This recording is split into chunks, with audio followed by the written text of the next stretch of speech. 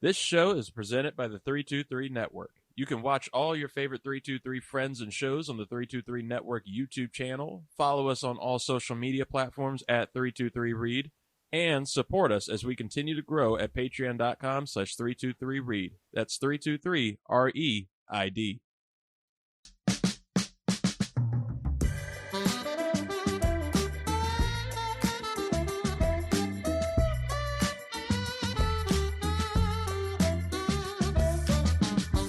Ladies and gentlemen, welcome to the 323.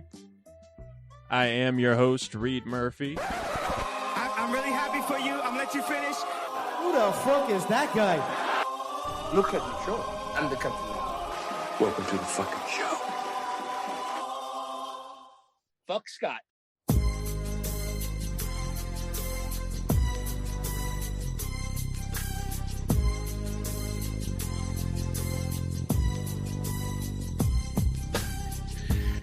That's right, folks. Greetings, college football fans, and welcome to another thrilling episode of College Shame Day, proudly presented by the 323 Network. I am your host, Scott Ellia, and we've got an action-packed show for you this evening. From latest coaching carousel twist to an in-depth preview of the championship weekend, we've got it all covered. So without further ado, let's jump on right in there. But before we do, we have another guest with us this week, the champion that just props up everybody and gives everyone a platform to speak their minds. Reed Murphy.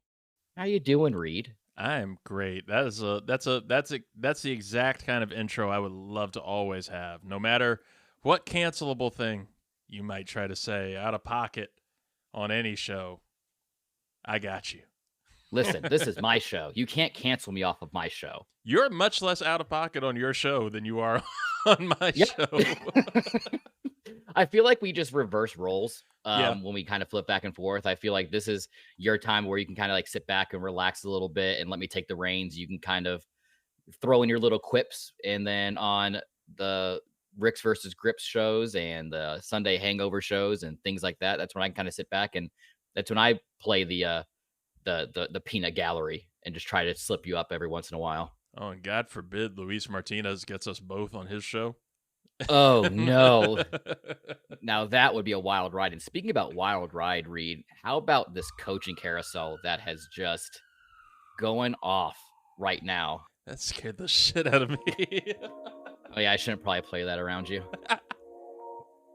Got some PTSD. But, man, speaking about PTSD, I don't know what's going on at Texas A&M with their coaching search right now, because they just hired Mike Elko, Duke's head coach, who was the previous defensive coordinator under Jimbo Fisher there in Texas A&M.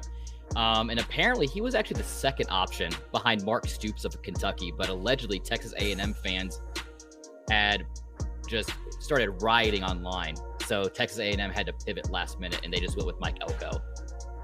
Can you believe this? The institution that has millions and tens of millions of dollars to make all these last-minute head coaching changes and buyouts, they're pandering to the fan base of a mediocre hire.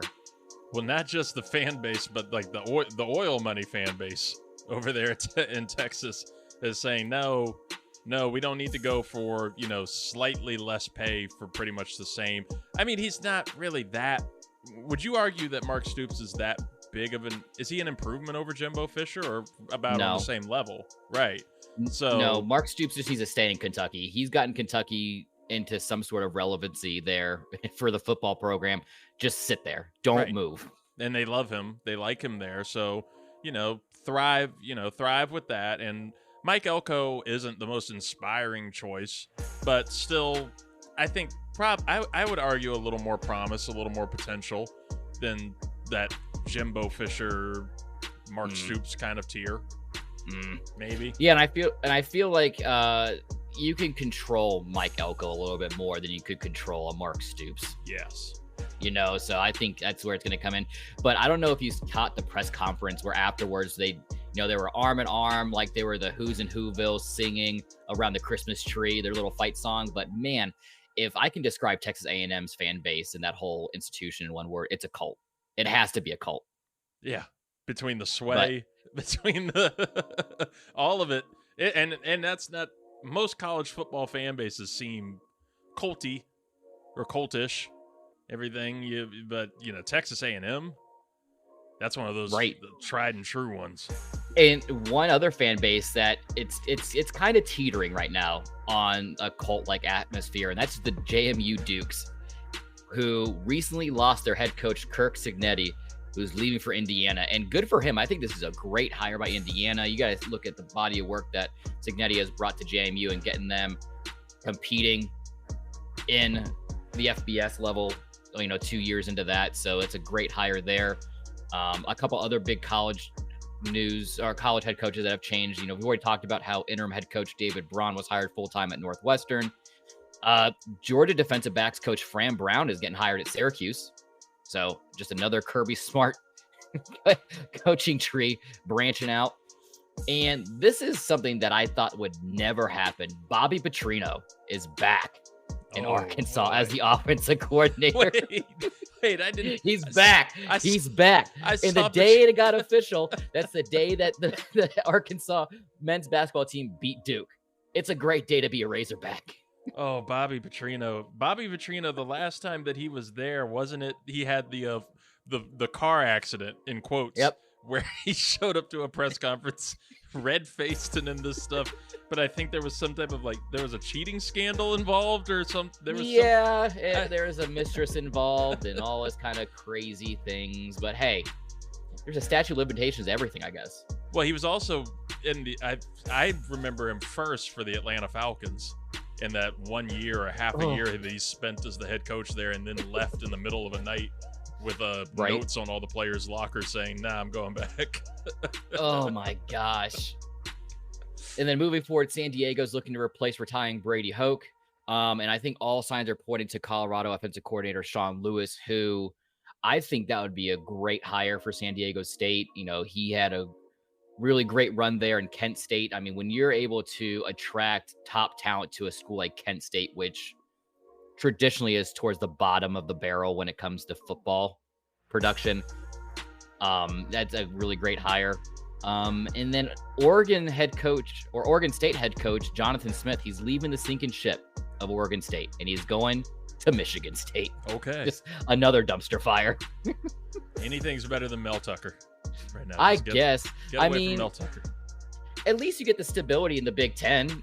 I mean, you got Oregon State that's kind of lingering around right now. There has been some talks of Oregon State and Washington State kind of coming to an agreement with the Mountain West for scheduling purposes, which is a good sign. That looks like something is kind of catching fire there on the West Coast.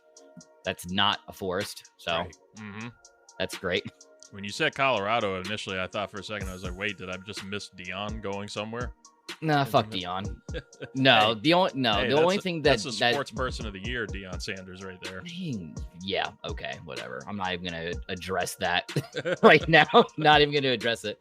But, kind of rapid fire schools with openings right now. Nevada, they recently just fired Ken Wilson.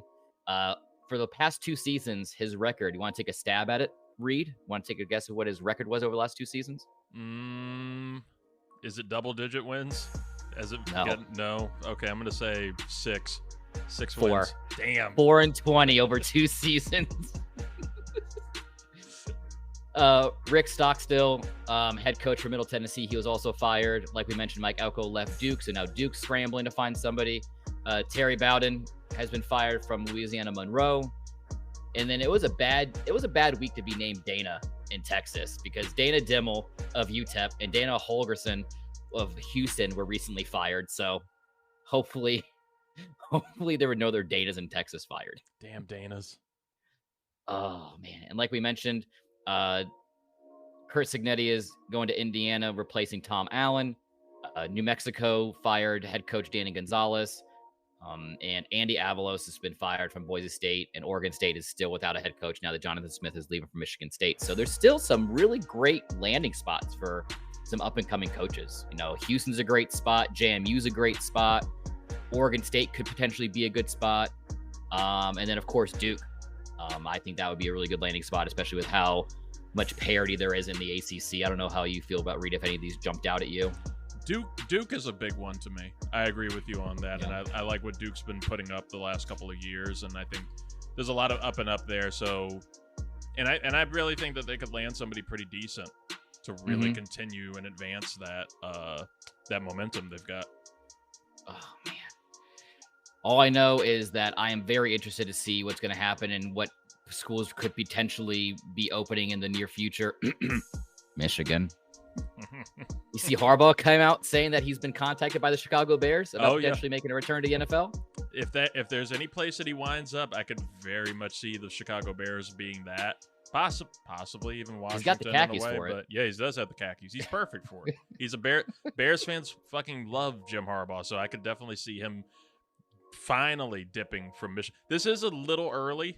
This is an early time of year for the Jim Harbaugh's going back to the NFL rumors to start, but I don't know. But I feel based off of previous seasons where there's been the rumor mill of him jumping to go to the Niners again or go to insert, the Dolphins were a big one before they got Mike McDaniels. I think this is probably the most likely time for it to happen with how much adversity he's quote unquote facing there in Michigan between the cheating scandal and the recruiting scandal and all this kind of crazy things that are surrounding the Michigan Wolverines. So I'm honestly probably teetering on the side of the fence that he's going to leave. I could definitely see this being the year that if he's going to ever leave Michigan, this would be it, and to go to the NFL. And then, if, say, shit goes south in the NFL, it doesn't work out, I could see him easily returning. I mean, he'll easily return to college football, but I could see him easily returning to Michigan, especially if they win championship this year and everything. Whoever follows him probably is not going to have the same kind of impact that he's had on that school.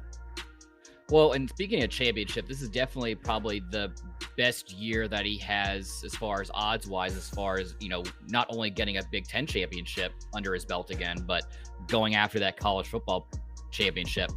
Because, folks, championship weekend is upon us, and the matchups are intense. From Power 5 battles to Group of 5 showdowns, there's something for every football fan. Personally, everyone knows that I'm excited for Florida State versus Louisville. But I do have a surprise for you for not only for Game of the Week, but for the Wheel Degenerate betting slip. So everyone stay tuned here in a little bit. Kind of rattling off for the Group of 5 game, or for the Power 5 games. We got number 5 Oregon versus number 3 Washington for the Pac-12 that are playing. A little peek behind the curtain tonight, because we are recording this on Friday. It is past 8 o'clock, so they are about to kick off. But the show gets released on Saturdays, Reed. Yeah, it does. So I just want right now to say congratulations to the Washington Huskies. Oh! For winning the Pac-12 championship, and for quarterback Michael Penix Jr. for edging out the competition to be the Heisman frontrunner. Congrats again, folks. You guys earned it. Other than that, Reed, we got number 18 Oklahoma State versus number 7 Texas for the Big 12 championship. Number 1 Georgia versus number 8 Alabama in the SEC. Number 2 Michigan versus number 16 Iowa's place kicker in the Big 10. And the number 14 Louisville Cardinals versus number 4 Florida State Seminoles for the ACC. Reed, aside, are any of those games jumping out at you that you are kind of interested in at this point?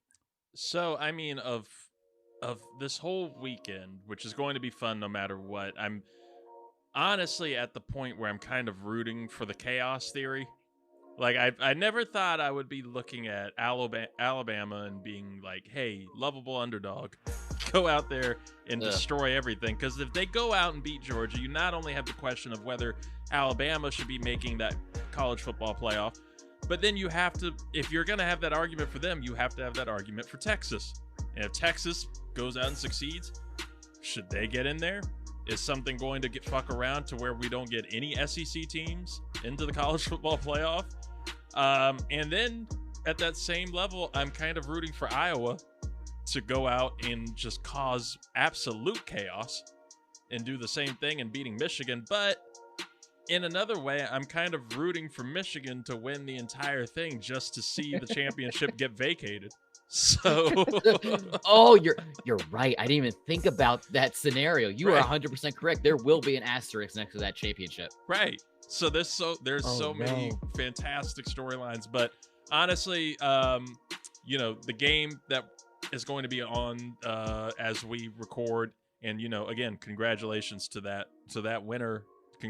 They won that game, and they played their ass off, and they won, and it's a fantastic one. I'm glad I was hyped for it, and I'm glad it's passed, because from here on, I'm really most excited probably for Alabama, Georgia, and just to see what can go down there. Oh, that game was a barn burner from start to finish. I was on the edge of my seat the whole time. I mean... Or it wasn't. I mean, it depends on how you look at it. Right. Depends on what kind of football, what kind of football you get you excited. No matter what, it was football. Some people are into high-scoring games. Some people are more into defensive battle. So, folks, you do with that with what you please with what I find to be exciting football. But you mentioned something that I think is getting everyone not so much excited, but definitely on edge, and that's these college football playoff scenarios. And it is not going to be pretty at all. The win in your ins, honestly, for me, it's Georgia, Michigan, Washington, and Florida State. Florida State kind of being the latter of the four, simply because of the quarterback issues that they want to say, which I don't agree with. But, the college football playoff committee is going to use any excuse possible to not include them. So, hey, whatever. Well, and I mean, it's a little dicier, too, going into that game with the status of Tate Rodemaker. Yeah, and that was something that I was definitely going to touch up on here in a little bit. But, yeah, there's some big question marks right now at the quarterback position for Florida State. So it's going to be a game time decision. So we'll see tomorrow.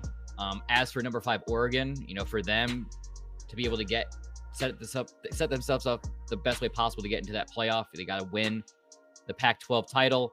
Someone in that top 4 has to lose, because in my opinion, they are the top one-loss program in the country. They are the next one up, which I feel would be more exciting football, getting Bo Nix and that high-powered Dan Lanning-led offense. I would love to see Oregon face off against Georgia, have Kirby Smart and Dan Lanning play against each other. That would be amazing to watch. Absolutely. Following them, that I feel that would be next up would be number 6, Ohio State. I feel they could get in if Georgia beats Alabama, Florida State loses to Louisville, Texas loses to Oklahoma State, and Oregon loses to Washington. So they need the most help, I think, out of everybody for this to go perfectly right. But there's still a chance. There's still a chance that the Buckeyes can still make it.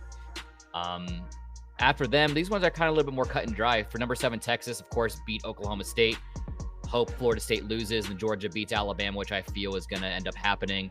And then for Alabama, win that SEC title over Georgia, and have Texas or Florida State lose for them to get in.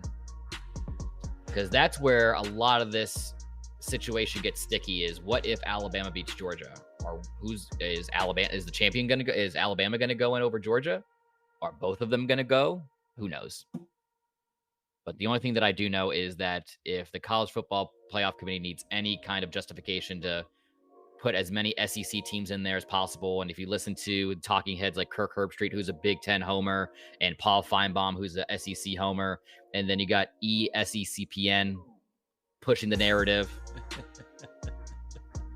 the likelihood of Florida State getting into the playoffs are just dwindling at this point. But I digress. That's why they just need me on the committee, and it's shameful. I'm looking at grit and shame. Grit and shame. Oh, but you talked about shame, Reed, and that is what could be the last weekly installment of the Shameful 8.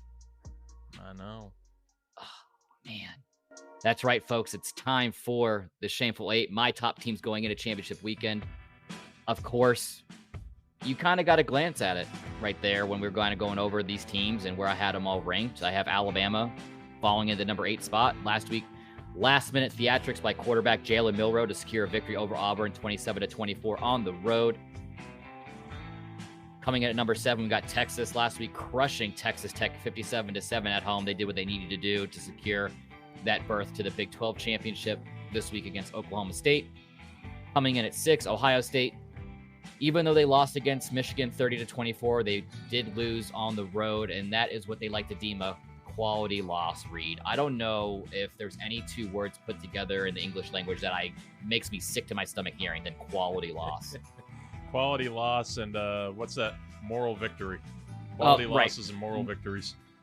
Yeah, like Deion Sanders getting Sportsman of the Year. That's a moral victory participation trophy award. He had 4 real victories, and then probably 3 moral victories, and then 5 quality losses.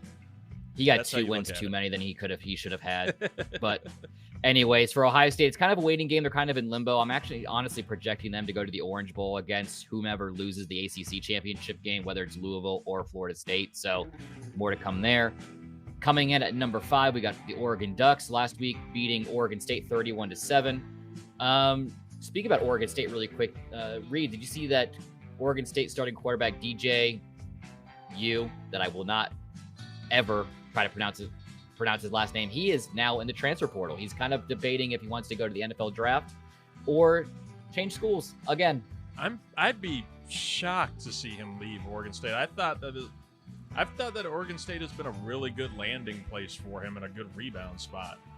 I honestly feel the same way. I think it was really a great recalibration year for him to get away from Clemson and Dabo Swinney, to get back to the West Coast, closer to family, get to kind of more smaller mid-major Power 5 team, just kind of get the yips out of there, because he definitely was facing that in Clemson. I think right now the two landing spots for him potentially could be Oregon, with Bo Nix leaving after a decade of college football for him. And then Florida State has been linked to him too. Head coach Mike Norvell loves going after that transfer portal. And I think with the question marks right now around Tate Rodemaker and that QB room, if you're able to get a seasoned talent like DJ coming over for a rent a year, it's worth it. Yeah. And I mean, just at least throw him in there. The transfer portal has been a major talking point this past week, especially with quarterbacks. I mean, even our guy Talia Tagovailoa, we talked about him a couple weeks ago. Everything and talk of him potentially trying to get some type of waiver to go play for another school, possibly Miami. It's wild. Well, and speaking about Miami, Tyler Van Dyke, he's in the transfer portal now too. That was one thing that I want to kind of talk about as far as this episode goes, but as the days have gone on, there's been so many more names entering the transfer portal, like Trevor Etienne, the running back from Florida, who Travis Etienne's younger brother, he's in the portal now. Yeah. So who knows where he's going to end up? We're just going to have to wind up having a big transfer portal show after these championships. And speaking about Florida, I still have Florida State at number 4. They scraped and scrapped together a win over Florida 24-15 in Gainesville. I think this is where that term quality win comes into play, because you had Tate Rodemaker go in there. He got knocked out for a little bit with a targeting call.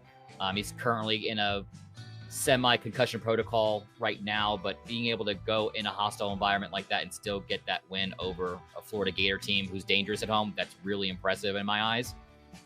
And even with that, I almost put them over Washington, because yes, they did walk away with the win against Washington State last week, but it was 24-21, and they were 21, and they were at home, and they barely edged out Washington State and Cam Ward, who is also in the transfer portal.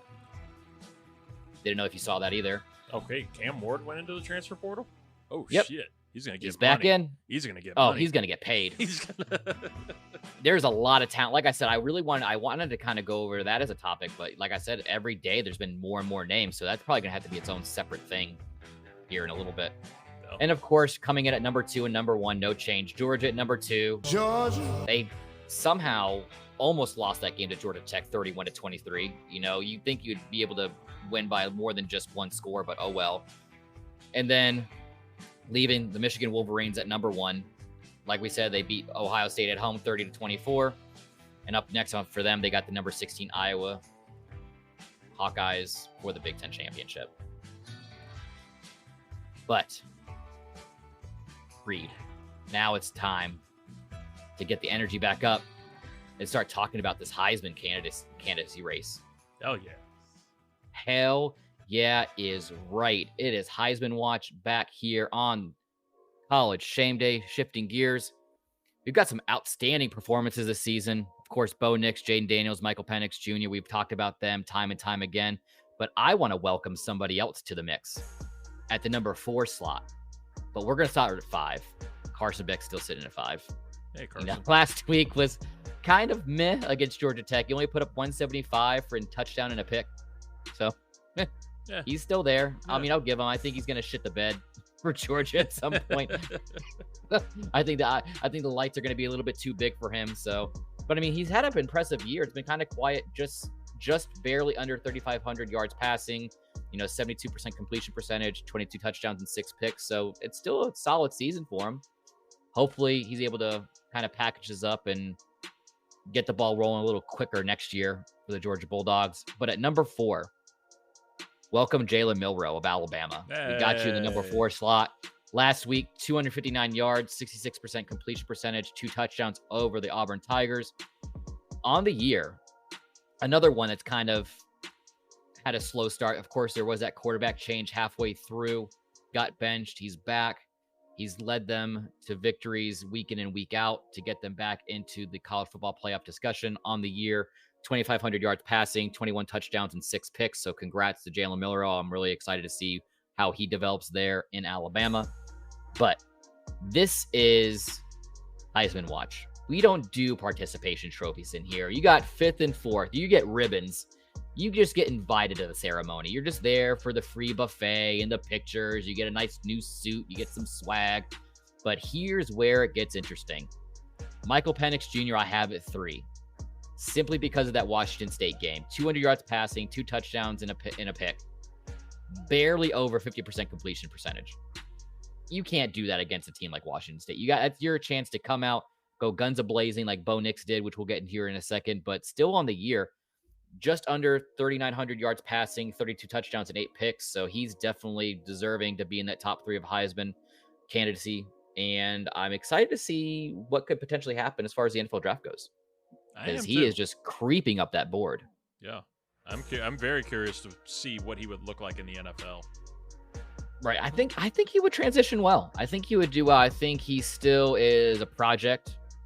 He's got good bones to him. He's got good, he's raw, as they like to say. I think it just depends on where he lands. So either way, but due to the Brian Kelly effect there in LSU, I'm going to have Jaden Daniels still sitting at 2. I mean, even though with the numbers that he's put up this year have been extremely impressive, when it comes to voting for the Heisman, you got to look at the total body of work. And part of that is how successful the team was overall with wins. You got to lead your team to victory like he did last week over Texas A&M, 230 yards, 4 touchdowns, which on the year puts him over 3,800 yards, 40 touchdowns and 4 picks. And then, the 10 plus rushing touchdowns and 1,000 yards he has rushing right now, which is insane. But man, he has been getting lit up. He is a human highlight reel right now for the wrong reasons. Cause I feel like every game he just gets crushed. Yeah. With some huge hit. So he needs to be a little bit more careful. Well, he's got that RG3 in him. He's got that RG3 where he seeks out contact for some reason. Like the anti-Russell Wilson. It's kind of like how Cam Newton liked to play. He's just throwing that body around. He's bigger than most quarterbacks, but it's going to get into more trouble than not. But moving on to number 1, Reed, it's still Bo time here, baby. We still got Bo Nix up there at number 1. Absolutely dismantling Oregon State's defense, 360 plus yards, 82.5% completion percentage there at Oregon last week and 2 touchdowns. Astronomical numbers on the year.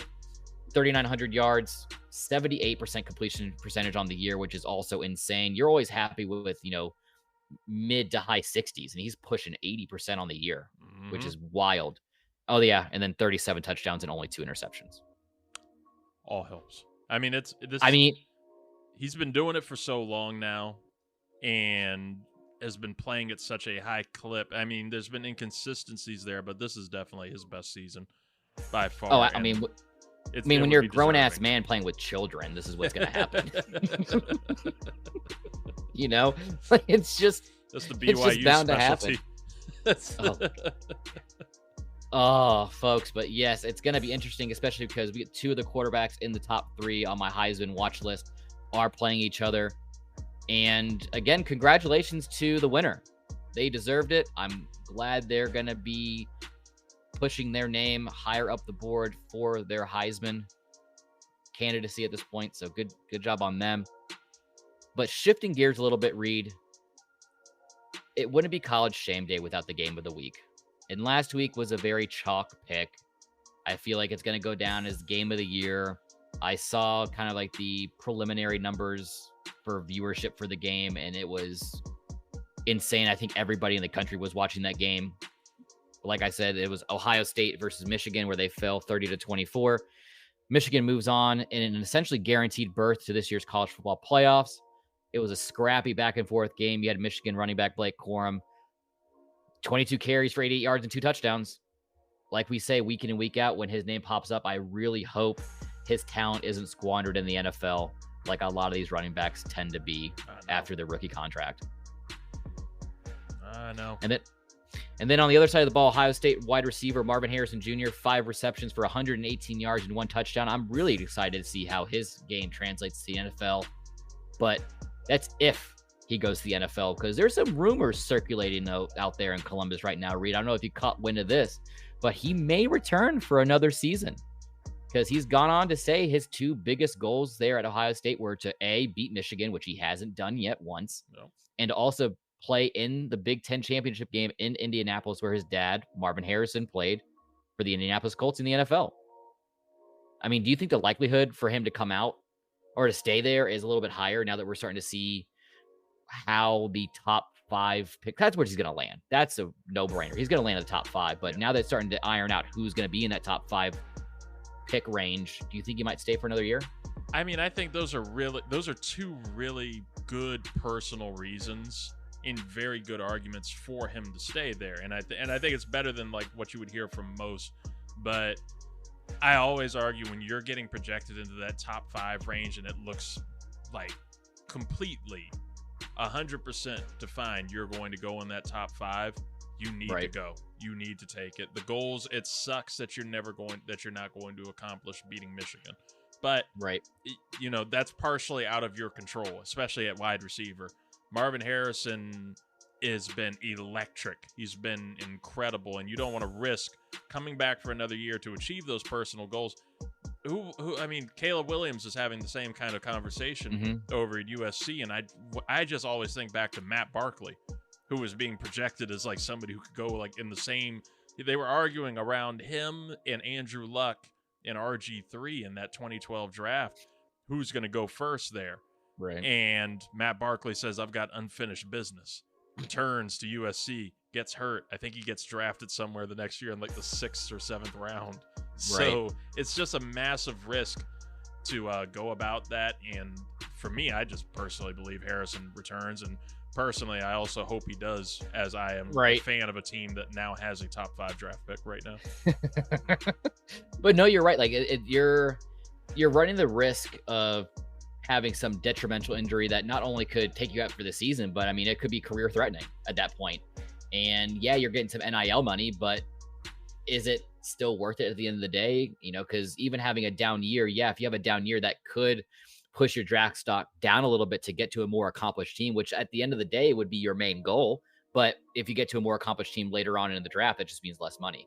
And I think that's Caleb Williams' big thing right now is, does he want to come out and be that potential number 1, number 2 overall pick, get paid some money and be on a team that's kind of floundering right now, or return for another year, get another Lightning McQueen car off his NIL deal and start saying ka-chow all over Southern California? Did you see that? Did you see that video, by the way? I did not see that, but I'm just thinking about it now. I'm visualizing the idea. I'll send you a clip. Ka-chow. But that is last week. It's this week. For this week's College Shame Day Game of the Week, it is probably, in my opinion, the most exciting and the most writing. There's more writing on this game than any of the other ones, and that is the game of number 5 Oregon versus number 3 Washington.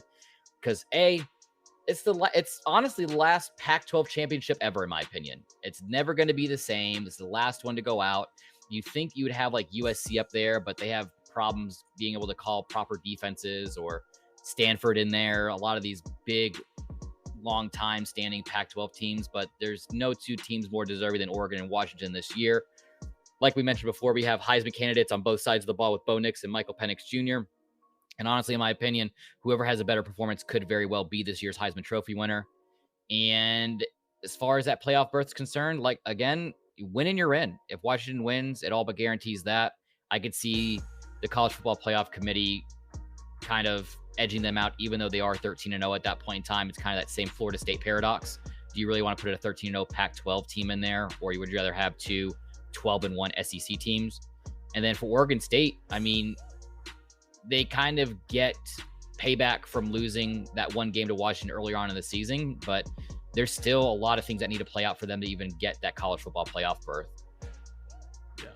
Yeah, there's so much riding on this game that I'm just glad it happened and we could, escape the rush and the pressure of it.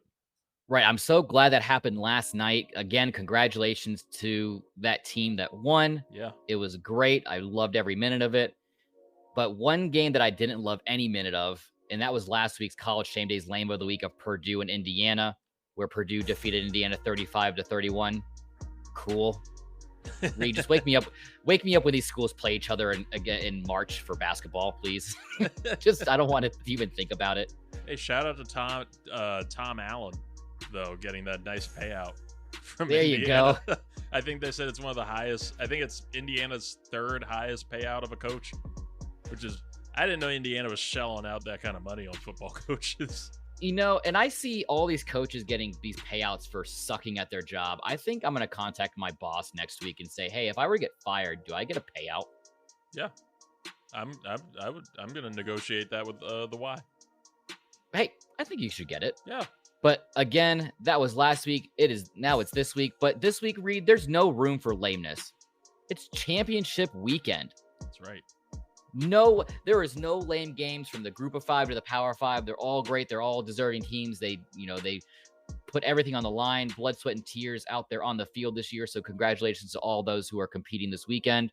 Shout out to SMU Tulane. That is going to be a great game. It will be. That's going to be a great game. And then I'm also kind of excited for another game that's happening as we were recording, and that is the New Mexico State versus the number 24 Liberty Flames. Jerry's kids, they're playing. And as we speak right now, it is tied 14-14. Oh, Jerry's kids. Good old Jerry's kids. And then, you know what? As far as the rest of the Group of Five games go, you got Miami of Ohio playing Toledo for the Ohio Bowl, which I couldn't care less about because Ohio is irrelevant across all time and space. Who cares? That probably would be the lame of the week, but I will be nice this week. You got Boise State versus UNLV for the Mountain West, and App State versus Troy for the Sun Belt. So, congrats to them. But there's a little bit of a change this week, Reed. Because right now would be the normal excitement of the wheel degenerate, getting the wheel on the board, spinning it 5 times, trusting the fates, trying to go toe-to-toe with them to win some money. Last week we were unsuccessful. Again, going 4-1. It's only a matter of time before we hit on one of these parlays, whether it's this one or the Calvin Ridley Memorial betting slip. Reed, do you want to remind the folks where they can find the Calvin Ridley betting memorial slip? Of course, they can always find it at 323read. You go to our Instagram page, or of course X. I'm getting better at saying it. X. Go to X at 323read, REID, or the 323 Network on YouTube, and you can find all of these things. It's always great to see our beautiful faces and graphics, our continuingly better graphics. Oh, they're internationally recognized graphics. Yes, internationally seen, somewhat regionally liked. Exactly. But this week's a little bit different, and it's a little bit more simplified because for the Wheel of Degenerate, like I said, we usually do 5 games. We trust the fates, but I'm not trusting the fates at all because we are going to build this parlay off of the 5 Power 5 championship games going on this weekend. And I had to get that slip in early. I'm not giving anyone my picks right now at all. You're going to have to just trust me on who I picked for the Washington-Oregon game because you're not getting it. You're not getting it. But to start it all off, the SEC, to remind everybody, you got Alabama versus Georgia. If Bama wins. Reed, again, could both still end up in the college football playoff if they're both 12-1? I feel like it could happen. I feel like it could happen. This is what's so exciting about this weekend, and this, not just this weekend every year, but this weekend in particular this year. It feels like literally anything could happen. And next Tuesday, when they do that college football playoff selection, will be an insane time. And I'm going to tell you right now, I will be somewhere enjoying an adult beverage, so that way I can either drown my sorrows or relish in accomplishment for what Mike Norvell has been able to put together there in Tallahassee in his short couple years he's been there. And congratulations to him on his contract extension. Yeah. ACC Coach of the Year, Jordan Travis, ACC Offensive Player and Player of the Year. Congrats to him. And speaking about the ACC, got Louisville versus Florida State. We kind of talked about it a little bit earlier on, Reed, about potentially without backup quarterback Tate Rodemaker, who is currently in concussion protocol. Mike Norvell already came out saying that it's going to be a true game time decision. So next up is true freshman quarterback Brock Glenn. And from what I saw last week, Reed, I'm actually kind of excited about what he could potentially do in the near future. To me, he is a quintessential Mike Norvell quarterback. He has a big arm. He can be dangerous with his legs. Last week, he went in and he was only in for like a drive or two. He only had one pass attempt and they ran the ball the rest of the time. But, you know, he still seemed to have some command over that offense when he was in there, which was nice to see. This one, I don't even know. I was looking at this game, Reed, and I was going to take the points for the Big Ten Iowa-Michigan game. Is Iowa going to score a touchdown? Watch this be the game that they just blow up. Watch this be the one that they go off. And I think it goes without saying who I'm going to be putting money on this game with. It's going to be the Michigan Wolverines, but I'm tempted to fade myself and drop another $10 and take Iowa on the money line. I'm considering it too. Iowa's just one of those sneaky teams this year. They're little troublemakers. They're little scamps over there in Iowa. Those Hawkeyes. Oh man! Speaking about scamps, do you want to know who their leading scorer is right now for their team? Who? Take a guess. Take a wild guess. Please tell me it is my Lord and Savior Drew Stevens. It is your Lord and Savior, Drew Stevens, the place kicker, the kicker for the Iowa Hawkeyes with 73 points on the season. Congratulations, Mr. Stevens. Oh, big head. Oh, big head. I think this graphic for the Big Ten championship game that we're going to have releasing on the College Shame Day Instagram page at 323 College Shame Day is going to be the first graphic he's ever been on. It has to be groundbreaking. And you know what? And I genuinely applaud him.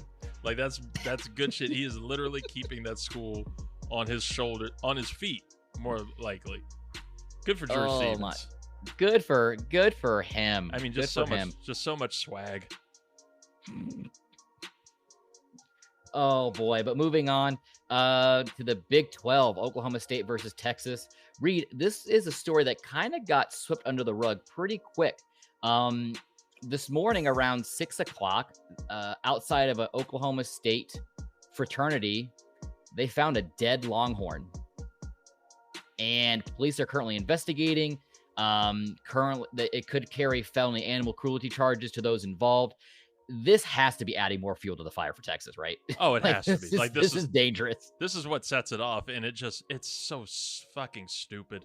It's so stupid of that fraternity and whoever. I mean, even their legal attorneys and, you know, all their representatives. And this is a fraternity that's been around since 1905. All the representation. And it's an agriculture fraternity. Right. It's a fraternity that should be not doing this. And their representatives are saying, you know what? No, we're going to let law enforcement handle this one. Because it had some type of expletive carved into the poor thing. And its stomach carved open, and it's just such a stupid throw the book at him. Thing. It's a completely senseless act to do. You know, you'd think in the year 2023 of our Lord and Savior, Mr. Stevens, he's like, you would think that people would have some kind of morality to them than doing things like this. You would expect this like in the early late 1800s, 1900s kind of thing. It's kind of chalk for that time, but no, do better. And that's truly shameful. And the fact that it's left in front of their in the yard of not even hiding it. Didn't even try to go take it to wherever Texas is staying. Just I'm gonna have to see if there's a prop bet available on one of these betting sites for which game has the highest odds for a PETA sit-in. it's going to be this game, and you're going to have a lot of these groups coming in to boycott the game, sitting at the 50-yard line and not letting anyone play simply because of this. I could easily see that. If there's anybody that's going to be out here successfully and justifiably killing cattle, it's going to be UGA. That's it. That's the only one you can allow. That's right. And then last but not least, the Pac-12 Championship, Oregon versus Washington, QB battle of the century. Pac-12 coming end of an era. College football playoff is on the line. Heisman's on the line. Again, to round out the show, congratulations to those who won the Pac-12 Championship. I couldn't think of anyone more deserving. But that is a wrap for this episode of College Shame Day. Championship weekend is here. The excitement is palpable. Stay tuned for the playoff picture to unfold. And join us next time as we break down the aftermath of these epic matchups. And hey, Reed, again, don't forget to connect with us on social media. Yes. You know, we're a great time. Come chat. We are. Follow us at 323 College Shame Day on Instagram. And like Reed said, at 323 Reed on Instagram, YouTube, and Facebook. Plus, catch the show wherever podcasts can be found. I still haven't changed up from Spotify. I know last time I said I would look into it. But it's the best time of year. We got Spotify wrapped right now. And we were popping off apparently this year. Like it's been great growth, and we love and appreciate all of you, especially and I know on YouTube College Shame Day kills it. So, hang out with us, and we're gonna get Scott on X. We're gonna get a 323 College Shame Day X because it's so much fun. I was just how you love to argue with Colorado fans. I was arguing with randomly. I don't know where this came from, but I'm out here battling San Diego Padres fans about Juan Soto and how good he actually is. It's just fun. We're lovely. We love to hang out with you. You know what? I think you convinced me. I will download X this evening, and I will put it on there, and it will be at 323 College Shame Day. Hey, congratulations. If I had a fanfare button like you do on your side of the building, then I would put it on there. But until then, thank you all for joining us again. Have a very shameful weekend, championship weekend. We'll see you next time. Fuck Scott. Yeah, I like that.